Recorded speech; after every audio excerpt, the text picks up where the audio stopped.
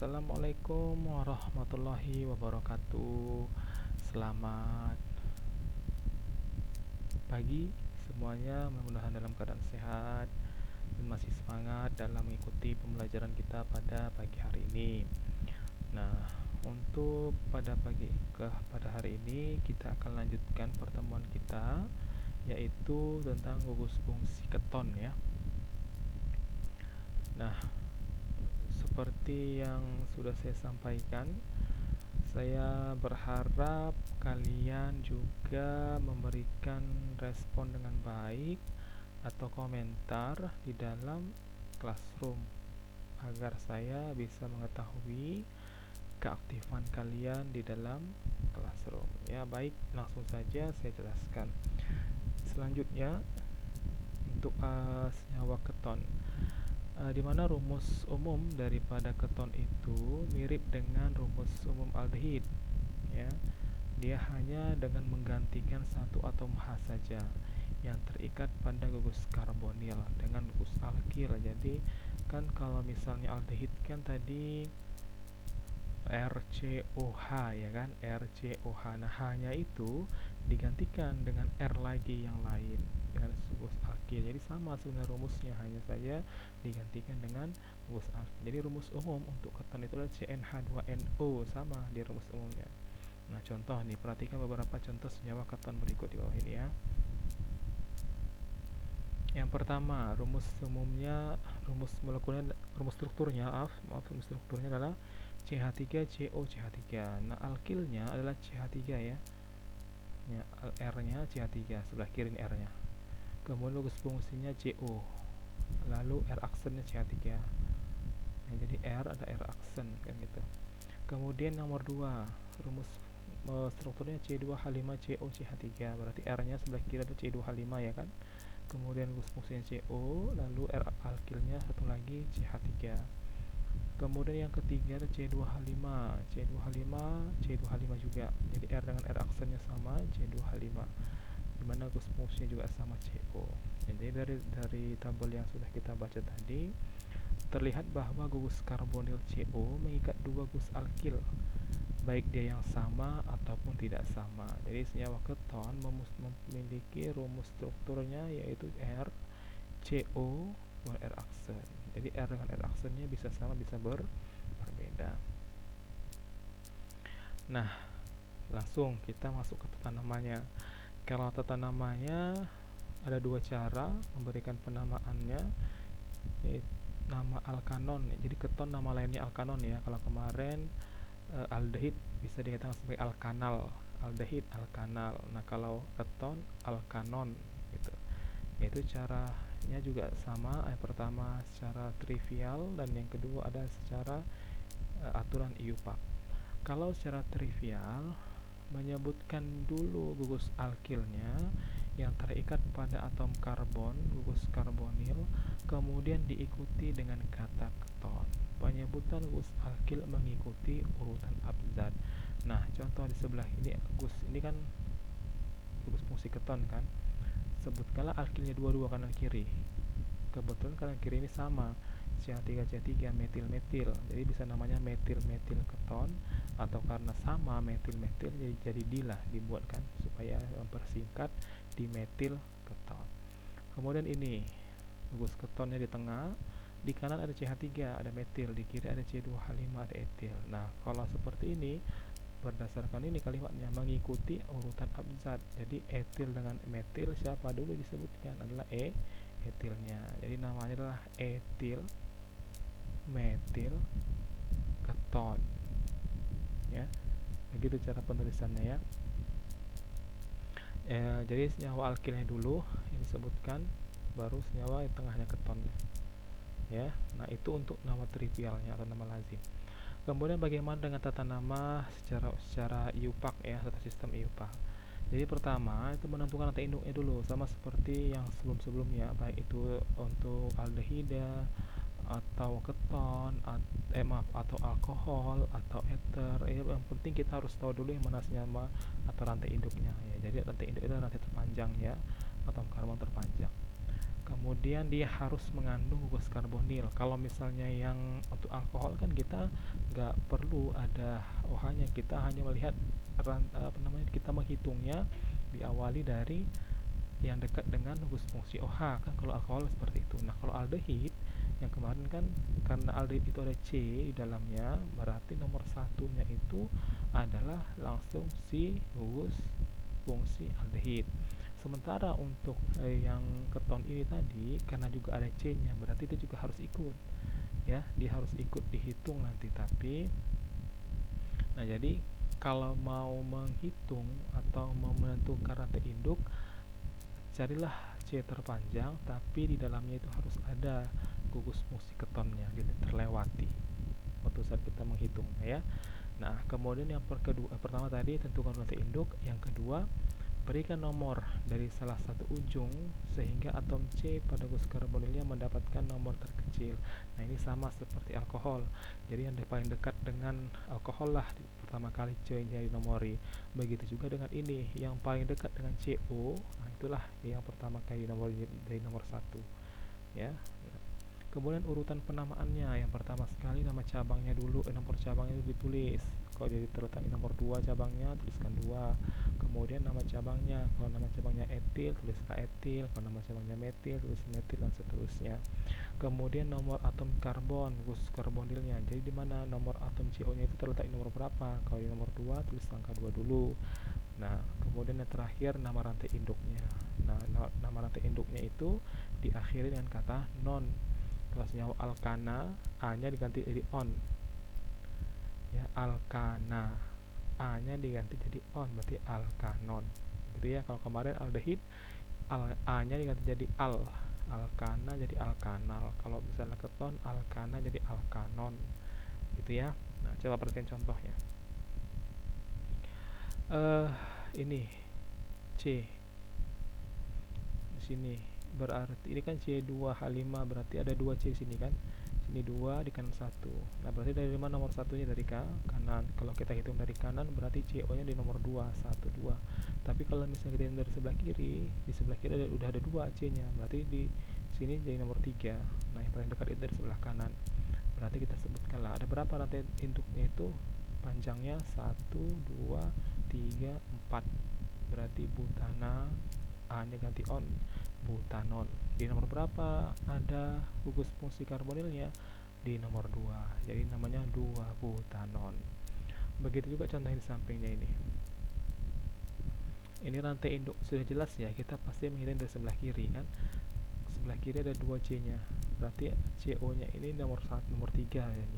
Kalau misalnya dari kanan 1, 2, 3, 4, nomor 4. Berarti kita hitung dari sebelah kiri. Nah, 1, 2, ada 2-nya, C2H5 kan, 1, 2, 3, 4, 5. Nah, berarti pertama sekali kita tuliskan cabangnya dulu di nomor 5. Ada apa ini? CH3, berarti metil. Setelah itu letak daripada si CO-nya. CO-nya ada, salah ini, harusnya nomor 3 dia ya. Nah, CO-nya terletak di nomor 3, berarti C2H5CO, berarti nomor 3 dia. 3, kemudian rantai induknya itu namanya kan 2, 3, 4, 5, 6 heksana. Berarti A-nya ganti on menjadi heksanon. Berarti nama untuk struktur ini adalah 5 metil 3 heksanon. Jelas ya? Gampang kok, karena samanya semuanya. Jadi kalau misalnya kalian sudah paham minggu lalu bagaimana tata nama untuk senyawa alkohol dan juga ether, untuk seterusnya sudah gampang kok, karena sama semua ya. Kalau misalnya memberikan penomoran harus dekat dengan gugus fungsi atau yang dilewati dengan gugus fungsi. Kemudian penamaannya itu yang pertama kali disebutkan adalah nomornya dulu. Nomornya apa? Nomor cabangnya dulu, baru nomor gugus fungsinya, baru rantai induknya. Dia sama seperti semua kok. Jadi kalau misalnya sudah paham satu, pasti paham semuanya. Tapi kalau misalnya satu saya nggak paham, berarti bagaimana memahami yang lainnya, kan begitu ya, agak susah dia. Nah, bagaimana keisomeran keton? Keton ini dapat memiliki isomer kerangka, dapat memiliki isomer posisi, dan juga dapat mempunyai isomer fungsi. Kalau isomer fungsi sudah tahu kan, dia memiliki isomer fungsi dengan siapa? Dengan aldehid ya. Yang pertama isomer kerangka. Jadi contohnya adalah molekul C6H12O. Jadi di sini namanya adalah 122 heksanon. Kemudian salah satu ini kita gantikan cabangnya, kita tambah jadi di bawah ini dia menjadi 5 pentanon. Di nomor 2 ada cabang, berarti dia 4 metil 2 pentanol. Ini kita katakan dengan isomer kerangka. Sama-sama rumus molekulnya C6H12O, tapi perbedaannya adalah strukturnya yang berbeda. Kemudian isomer posisi sudah berarti adalah letak daripada gus fungsinya ya. Letak gus fungsinya, perhatikan di sini. Ini sama-sama rumus molekulnya C5H10O ya, C5H10O. So kalau yang sebelah kiri letak gus fungsinya berada di nomor 2 pentanon. Nah, kalau sebelah kanan letaknya berada di nomor 3 pentanon. Sama-sama pentanon, tapi letak posisi gus fungsinya satu di nomor 2, satunya lagi di nomor 3. Nah, ini katakan sebagai isomer posisi. Kemudian yang terakhir itu ada isomer fungsi. Kalau isomer fungsi ya berarti gus fungsi sudah berbeda. Dengan siapa dia bersamaan? Yang sama-sama molekulnya itu rumus molekulnya adalah CnH2nO. Nah, siapa dia? Yang semalam kita pelajari itu aldehid. Nah, contoh nih. Sama-sama memiliki rumus molekul C4H8O. C4H8O di sini namanya 2 butanol ya. 1 2 butanol. Dia berisomer dengan butanal. 1 2 3 4 butanal. Ya, nggak perlu buat angka 1. Kenapa? Karena ya untuk aldehid COH-nya fungsinya sudah pasti nomor 1 kan gitu. Nah, jelas ya untuk isomer daripada senyawa keton atau fungsi keton. Nah, bagaimana dengan sifat-sifatnya? Jadi sifat untuk daripada keton ini terbagi menjadi 2, yaitu sifat kimia dan juga sifat fisis. Kalau sifat kimia, walaupun keton berisomer fungsi terhadap aldehid, keton mempunyai sifat kimia yang berbeda dengan aldehid. Contoh, perhatikan di sini. Yang pertama, untuk reaksi oksidasi, keton tidak mengalami oksidasi, tapi aldehid mudah mengalami oksidasi. Untuk reaksi reduksi, keton menghasilkan alkohol sekunder jika reaksi keton tersebut mengalami reaksi reduksi. Sementara kalau misalnya aldehid, jika dia mengalami reaksi reduksi akan menghasilkan alkohol primer. Beda jenis alkohol, sama-sama alkohol, tapi jenis alkoholnya satu alkohol sekunder, satu alkohol primer. Kemudian kalau misalnya aldehid kan kemarin kita perhatikan kalau reaksinya terhadap tolens dan juga Fehling akan menghasilkan beberapa jenis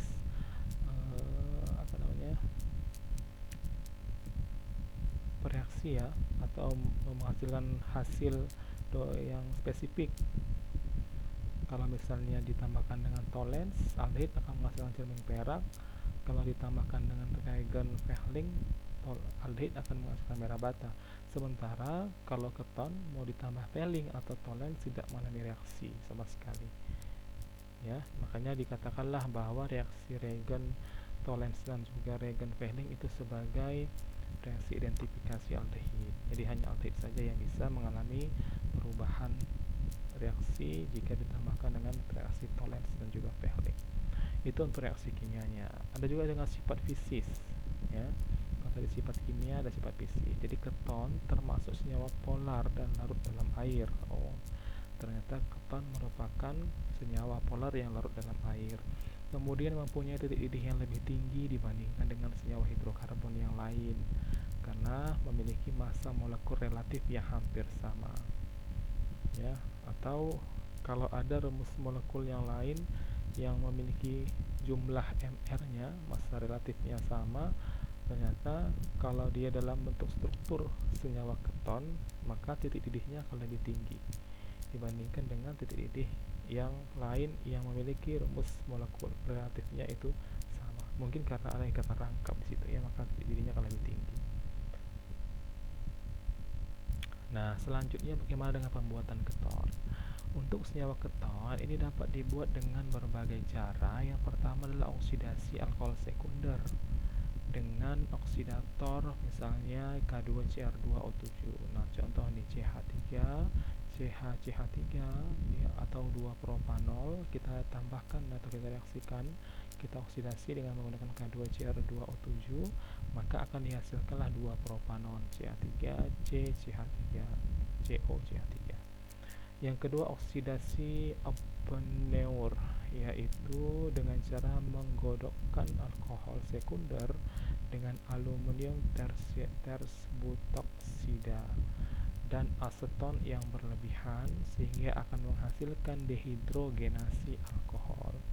Ya, contoh reaksinya adalah RCHOH reaksen ditambah dengan CH3 2 kali CO, maka dia akan menghasilkan RCO reaksen ditambah dengan CH3 2 kali CHOH. Ini rumus umumnya untuk reaksi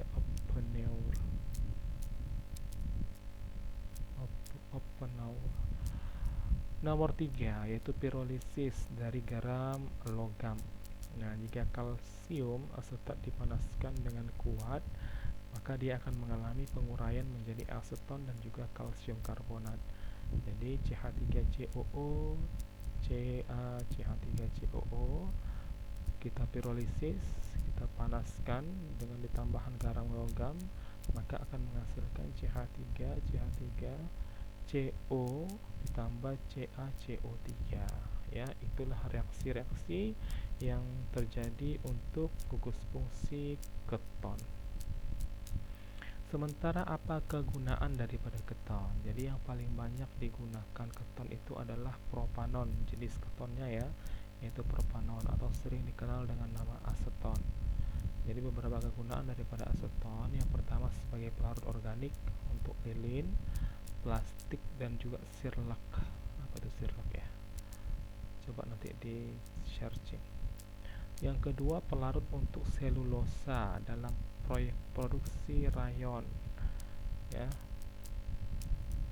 Kemudian nomor 3 sebagai bahan pengering alat-alat laboratorium. Dan yang keempat untuk menghilangkan atau melarutkan cat warna kuku atau kuteks. Itulah beberapa kegunaan yang bisa kita ketahui di dalam kehidupan sehari-hari penggunaan daripada senyawa keton atau alkanon. Nah, baiklah, sampai di situ saja dulu penjelasan yang saya jelaskan untuk materi kita tentang gugus fungsi keton pada hari ini. Mudah-mudahan saya harapkan semuanya bisa dimengerti dengan jelas. Tapi kalau misalnya memang ada yang ingin ditanyakan, silahkan juga ditanyakan. Akan kita diskusikan. Tanyakanlah di dalam kolom komentar, ketikkan pertanyaannya, akan kita diskusikan di situ. Tapi kalau memang tidak ada, cobalah dikatakan paham semuanya ya. Oke, itu saja yang dapat saya sampaikan. Lebih dan kurang saya mohon maaf. Wabillahi taufiq wal hidayah. Wassalamualaikum warahmatullahi wabarakatuh. Selamat